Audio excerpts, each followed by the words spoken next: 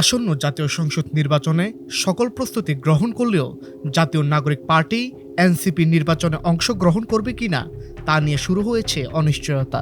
সব দল সমান সুযোগ পাচ্ছে না এবং নির্বাচন কমিশন নিরপেক্ষ নয়, এমন অভিযোগ তুলেছে দলটি। রোববার একটি সংবাদ সম্মেলনে এনসিপির মুখপাত্র এবং দলটির নির্বাচন পরিচালনা কমিটির চেয়ারম্যান আসিফ মাহমুদ জানিয়েছেন, এনসিপি নির্বাচন করবে কিনা তা নিয়ে পুনর্বিবেচনা হতে পারে। যে কোনো সিদ্ধান্তের জন্য এনসিপি প্রস্তুত বলেও জানান তিনি।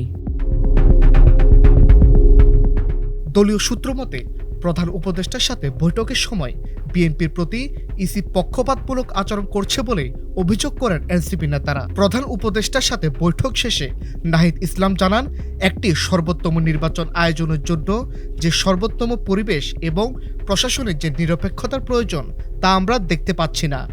এইসব বিষয় আমরা প্রধান উপদেষ্টাকে জানিয়েছি। নির্বাচন যদি পক্ষপাতদুষ্ট হয় তার সম্পূর্ণ দায় অন্তর্বর্তী সরকারকেই নিতে হবে। এনসিপির নেতারা জানান, নির্বাচন সংক্রান্ত অনেক আইন অমান্য করার পরেও বিএনপির প্রতি নির্বাচন কমিশন অনেক পক্ষপাতমূলক আচরণ করছে, যা তাদের আস্থাহীনতায় ভোগাচ্ছে।